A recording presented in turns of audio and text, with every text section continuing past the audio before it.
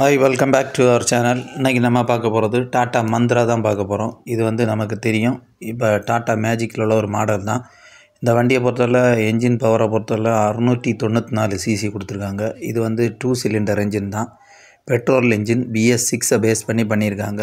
Gear பாக்ஸை பொறுத்தவரை 5 forward ஒரு ரிவர்ஸ் கொடுத்துருக்காங்க.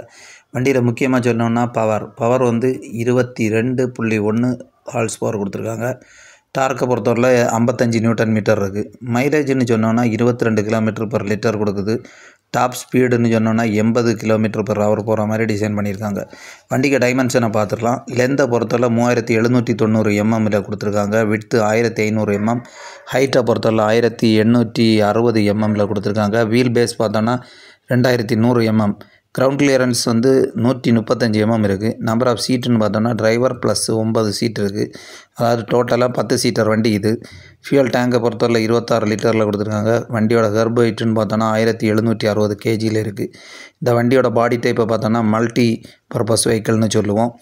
நெக்ஸ்ட்டு பார்த்தோன்னா front suspension rigid axle with semi elliptical leaf ஸ்ப்ரிங்கோடு கொடுத்துருக்காங்க. ரியர் ஆக்சிலை பொறுத்தவரை live axle with semi elliptical leaf spring வந்துடுது. ஃப்ரண்ட்டு டிஸ்க் பிரேக் வருது. ரியரை பொறுத்தவரை ட்ரம் பிரேக் கொடுத்துருக்காங்க. அடுத்தது முக்கியமாக பார்க்க வேண்டியது நமக்கு வந்து டயர் சைஸை பொறுத்தவரை 145, 80, R12 டைப்பு.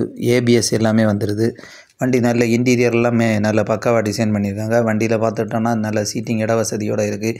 ஃப்ரண்ட் சீட்லேயும் டிரைவர் டிரைவருக்கு எல்லாமே ஹெட் ரெஸ்ட் வர மாதிரி தான் கொடுத்துருக்காங்க. ஸோ அதிக தூரம் பயணம் செய்தாலும் டிரைவர் அண்ட் டிரைவர் இருக்கக்கூடிய சீட்ஸ் வந்து நல்லா இருக்கனால டயர்டு இருக்காது வண்டியை பொறுத்தவரை. முக்கியமாக மியூசிக் சிஸ்டம் கொடுத்துருக்காங்க. அது மாதிரி திங்ஸ் எல்லாம் நம்ம இதெல்லாமே டேஷ்போர்டில் ப்ரொவைட் பண்ண மாதிரி அமைப்பில் தான் கொடுத்துருக்காங்க.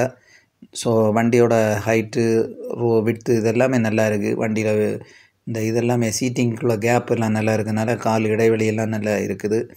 ஸோ ஒரு முக்கியமாக சொல்ல போனால் இந்த வண்டியில் ஆம்ரெஸ்ட் மாதிரி கொடுத்துருக்காங்க. ஸோ அதுவுமே சைடில் இருக்கவங்களுக்கு ஒரு சேஃப்டி அமையுது. மற்றபடி பார்த்துக்கிட்டோன்னா வண்டியில் ரோப் ஹைட் எல்லாமே நல்லா இருக்குது. இன்டீரியரும் பக்காவாக டிசைன் பண்ணியிருக்காங்க. ஃப்ரண்ட்டு போர்ஷனுக்கும் ரியருக்கும் இடையில வந்து பார் கொடுத்துருக்காங்க. ஸோ அது ஒரு சேஃப்டியாக இருக்குது. டிரைவருக்கு பின்னாடி இருக்கக்கூடிய சீட்டுக்கு எல்லாமே ஒரு பார் ப்ரொவைட் பண்ணியிருக்காங்க இடையில. அது வந்து வண்டிக்கு முக்கியமாக ரொம்ப சேஃப்டியாக இருக்குது. ஃபயர் எக்ஸ்டிங்கிஷர் இந்த மாதிரி விஷயங்கள் எல்லாமே வண்டியில் கொடுத்துருக்காங்க. மற்றபடி இதை வந்து டூரிஸ்ட்டு பர்பஸுக்கு பயன்படுத்துகிறாங்க. அதாவது லோக்கல் ஏரியாவில் நம்ம வந்து டாக்ஸி ஆட்டோ எல்லாம் பயன்படுத்திக்கலாம். வண்டியோட ஸ்டைலிஷ் லுக்கு தான் பயங்கரமாக இருக்குது. வண்டியை பொறுத்தவரை மாடர்ன் ஸ்டைலில் தான் இருக்குது. இன்டிகிரேட்டடாக கொடுத்துருக்காங்க. டாட்டாவோட குவாலிட்டி அதில் தெரியுது. இந்த ஆங்கிள் எல்லாமே நல்லா இருக்குது. டோர் சைடு எல்லாமே பக்காவாக டிசைன் பண்ணியிருக்காங்க.